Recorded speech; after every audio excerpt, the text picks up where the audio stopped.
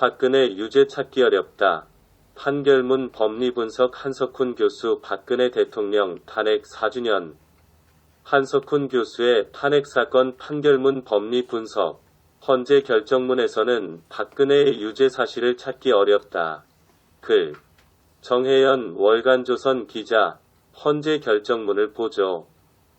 피천구인 박근혜 이 플레이그라운드 등이 최서원과 관계 있는 회사라는 사실을 몰랐다고 하더라도 대통령으로서 특정 기업의 이익 창출을 위해 그 권한을 남용한 것은 객관적 사실이므로 헌법과 국가공무원법 등 위배에 해당함은 변함이 없다고 판시했습니다.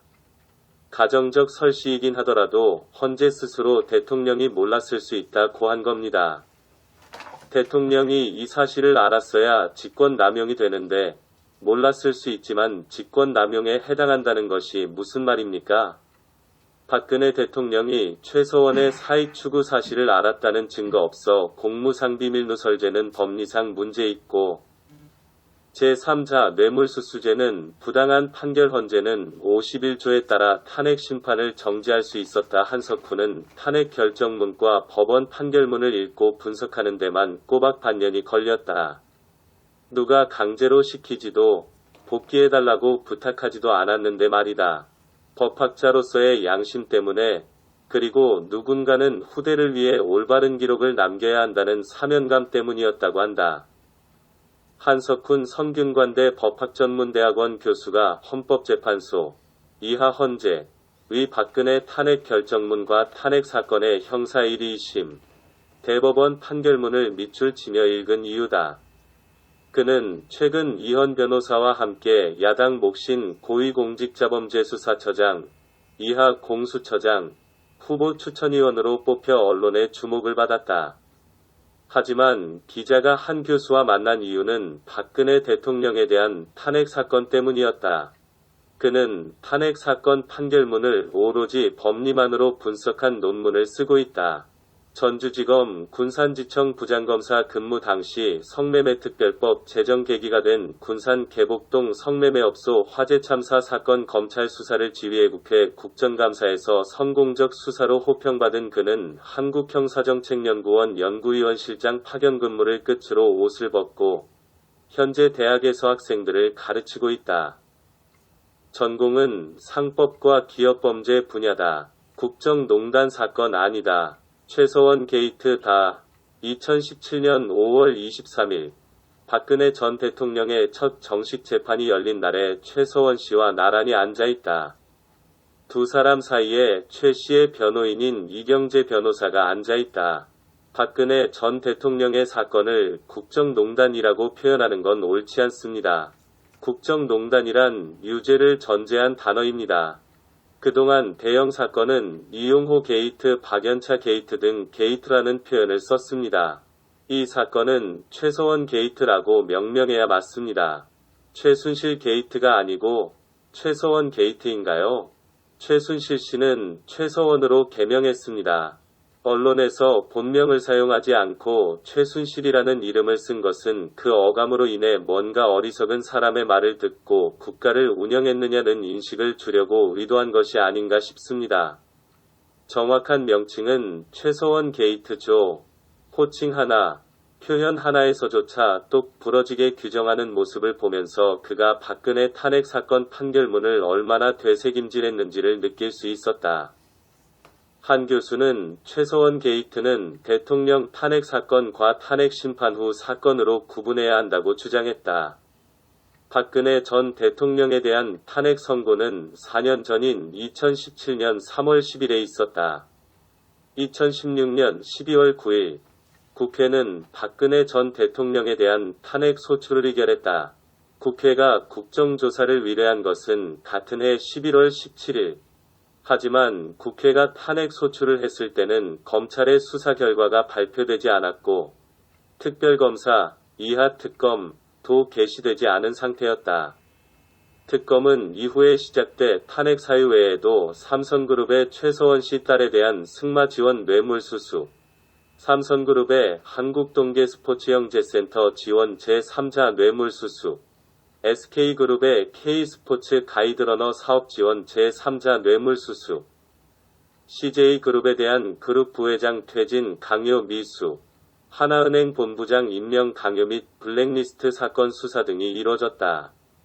이 사건들은 탄핵 사건에서는 언급조차 되지 않았다. 하지만 헌재는 탄핵 사건에서 법원의 1심 판결이 나기도 전에 박근혜 전 대통령을 파면했다.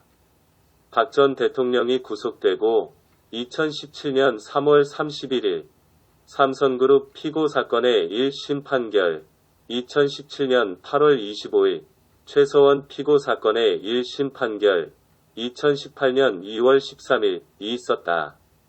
박근혜 전 대통령의 피고 사건 1심 판결은 2018년 4월 6일에 있었다.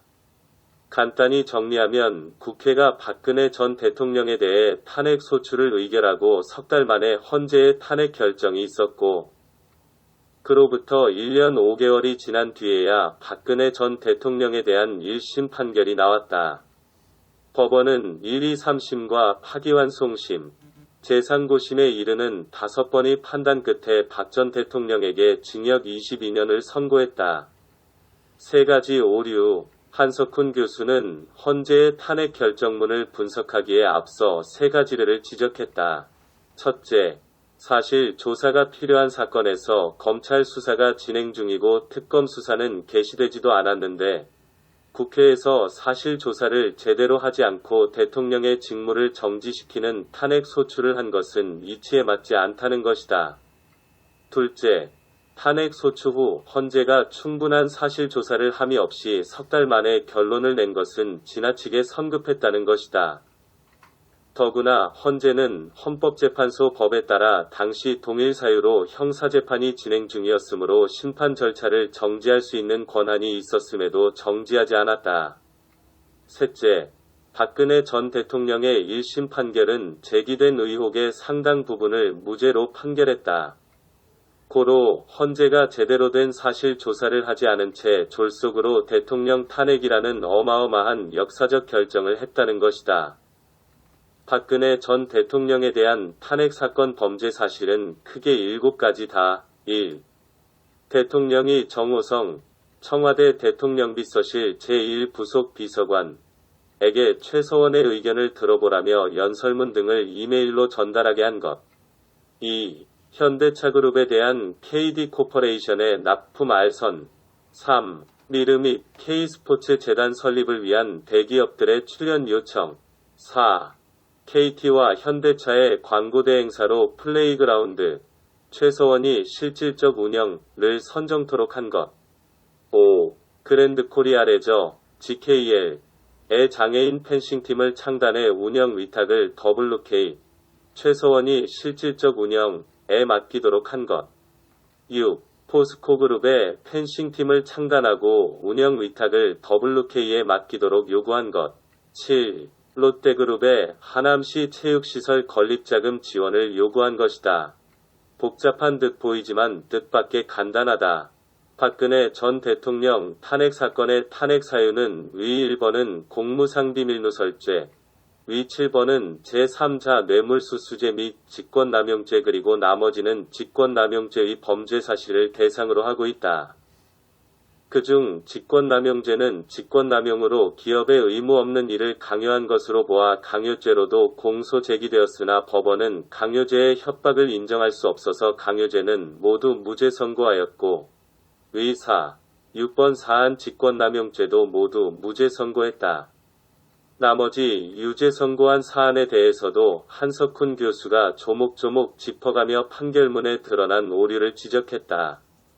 유죄받은 14건의 문건, 무죄다. 법원은 공소 제기된 47건의 문건 중 14건은 공무상비밀누설죄, 유죄를 인정하고 나머지 33건은 증거 부족으로 무죄 판결했습니다. 하지만 법학자 입장에서 봤을 때 해당 문건 14건도 유죄가 아니라고 생각합니다. 한석훈, 1957년생, 성균관대 법학과 졸업, 동대학원 법학박사, 전 서울동부지검 검사 부부장검사, 전주지검 군산지청 부장검사, 서울고검 광주고검 검사, 한국형사정책연구원 연구위원실장 역임, 현 성균관대 법학전문대학원 교수. 저서 비즈니스범죄와 기업법. 글. 정혜연 월간조선 기자. 많은 사람들이 제게 묻습니다. 무엇이 당신을 이 자리에 나서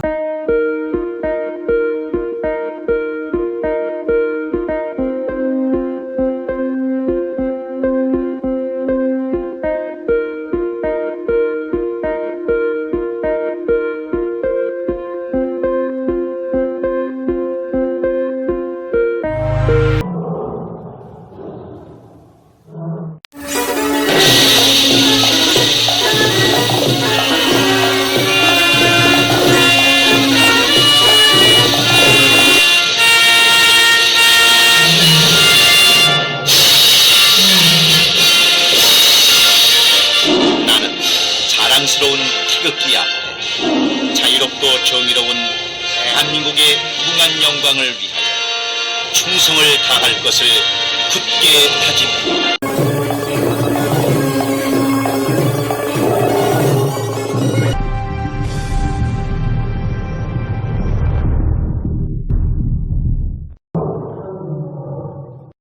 구독과 좋아요, 그리고 알림 설정은 제작자에게 매우 큰 힘이 됩니다. 채널 구독은 언제나 무료입니다.